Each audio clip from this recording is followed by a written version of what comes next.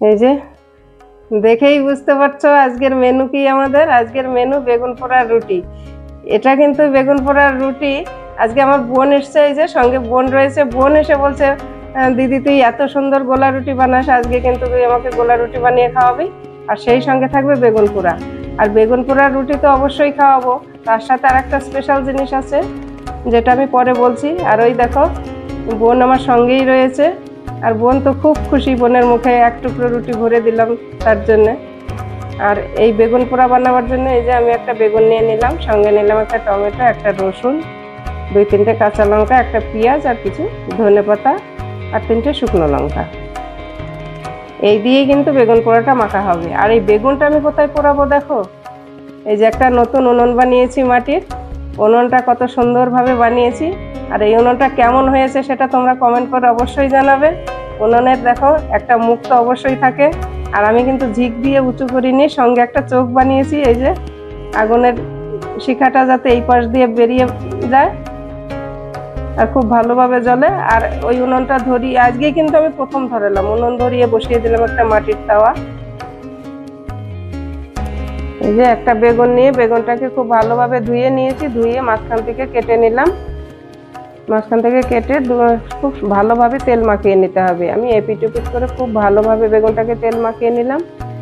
আর ওদিকে দেখো আমি যে মাটির তাওয়াটা বসিয়ে দিয়েছি, এই তাওয়ায় কিন্তু আমি একটু তেল মাখিয়ে দিয়েছি, যেহেতু মাটির তাওয়া ওই জন্য আমি একটু তেল মাখিয়ে দিয়েছি। বেগুনে তো তেল মাখালামই, এবার বেগুনগুলোকে তাওয়ার মধ্যে দিয়ে দিলাম। আর সেই সঙ্গে এই যে টমেটো নিয়েছি, টমেটো মাঝখান থেকে কেটে এতেও একটুখানি তেল লাগিয়ে দেবো, এটা খুব ভালোভাবে পোড়া হয় আর টমেটোর ছালটাও খুব সুন্দরভাবে ছেড়ে যাবে। সঙ্গে এই টমেটোর মধ্যে একটু তেল মাখিয়ে টমেটোও দিয়ে দিলাম। আর সেই সাথে দিয়ে দেব এই লঙ্কাগুলো, শুকনো লঙ্কা, কাঁচা লঙ্কা, 2 রকম লঙ্কাই আমি দিয়ে দেব। দিয়ে এবার একে আমি ঢাকা দিয়ে রসুনটাও দিয়ে দেবো সঙ্গে, আর সঙ্গে এই রসুন দিয়ে ঢাকা দিয়ে মোটামুটি 2-3 মিনিট আমি পোড়া হতে দেবো। 2-3 মিনিট পরেই আবার একটু ঢাকাটা খুলে উল্টে দিতে হবে।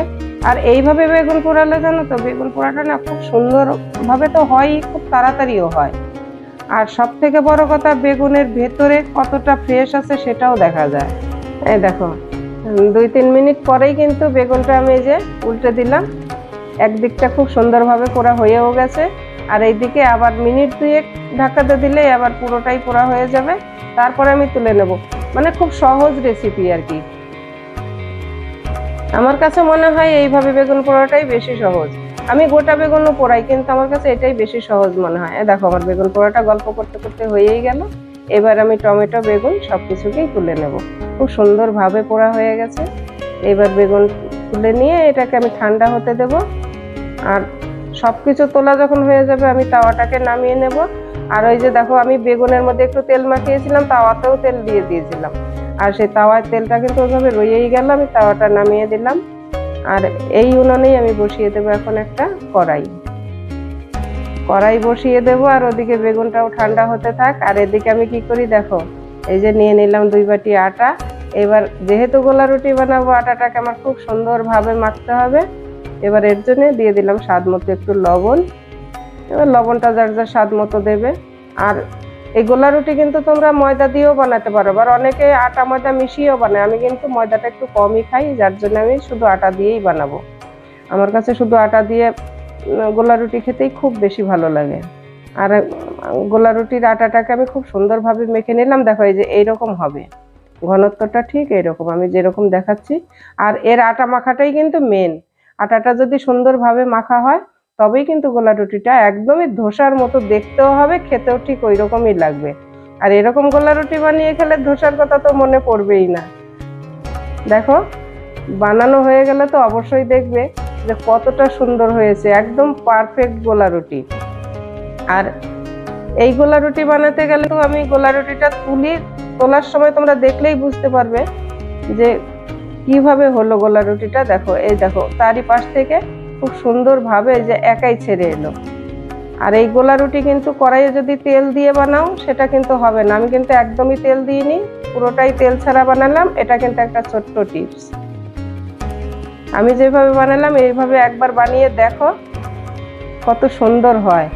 একাই উঠে আসবে। যখনই তুমি ঢেকে দেবে, 1 মিনিট করে টাইম লাগে, দিয়েই ঢেকে দেবে, 1 মিনিট হতে না হতেই তুমি ঢাকাটা খুলে দেবে, দেখবে চারিপাশ থেকে একাই ছেড়ে আসবে খুব সুন্দরভাবে। মোটামুটি 10 মিনিটে বাড়ির সকলের টিফিন বানানো হয়ে যাবে।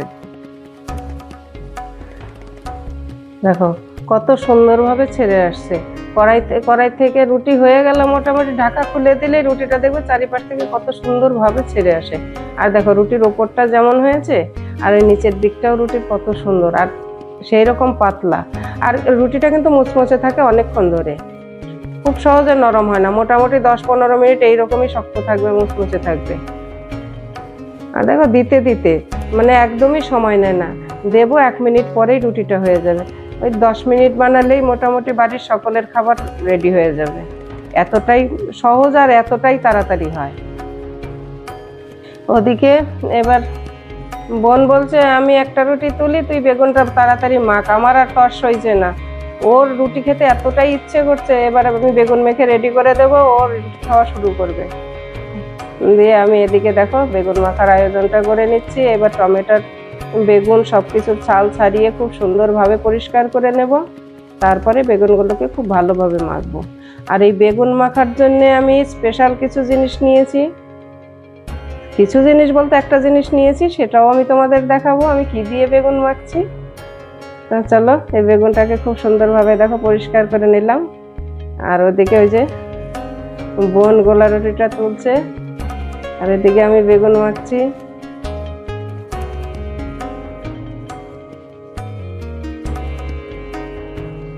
এই যে আমার বেগুন টমেটো খুব ভালোভাবে ছাড়িয়ে নেওয়া হয়ে গেছে। এবার বেগুন মাখার জন্য আমি ধনেপাতা, পেঁয়াজ এইগুলোকে কুচিয়ে নেব।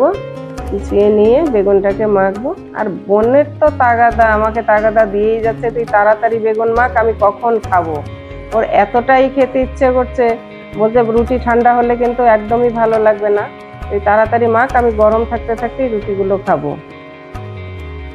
যার জন্য এই যে এবার আমি লঙ্কা নিয়ে নিলাম, ধনেপাতা নিয়ে নিলাম, আর নিয়ে নিলাম পেঁয়াজ, দিয়ে দেবো সঙ্গে স্বাদ মতো লবণ। আর লবণ দিয়ে এবার ঝালটা তোমরা যার যার ইচ্ছে মতো দিও, যে যেমন ঝাল খাবে সেই রকমই দেবে। আমরা একটু ঝালটা বেশিই খাই, তার মধ্যে একটু বেশি স্বাদের জন্য আরও শুকনো লঙ্কা কাঁচা লঙ্কা মিশিয়েই দিলাম। আর বেগুন পোড়া একটু শুকনো লঙ্কা ভাজা বা পোড়া হলে তো বেশি ভালো লাগে। আর এই দেখো আমি স্পেশাল জিনিস বলতে যেটা দিলাম, আমি কিন্তু এখানে দিয়ে দিলাম আমার আম তেল। আমার গত বছরের আম তেল বানানো ছিল, সেই আম তেল দিয়ে বেগুন পোড়া মাখলে খুব ভালো লাগে। সঙ্গে একটু এমনি সর্ষের তেলও দিয়ে দিলাম। এবার আমি বেগুনটাকে খুব সুন্দরভাবে মেখে নেব। আর মেখে নিয়ে এই যে থালায় রুটি, বেগুন পোড়া, আর সঙ্গে আর একটা জিনিস দিয়ে দিলাম, এটা হচ্ছে আমার বাড়িতে বানানো ধনেপাতার আচার। এই দিয়ে রুটি খেতে তো আর কিচ্ছুর দরকার হবে না। এবার এই যে থালায় বেড়ে নিলাম, এবার বোনকে দিয়ে দিই, বোন খাওয়া শুরু করুক, দেখি ও খেয়ে কি বলে। আর আমার এই সহজভাবে বেগুন পোড়ার আর এই গোলা রুটির রেসিপিটা তোমাদের কেমন লাগলো অবশ্যই কমেন্ট করে জানিও। আর যদি ভালো লেগে থাকে একটা লাইক করে দিও।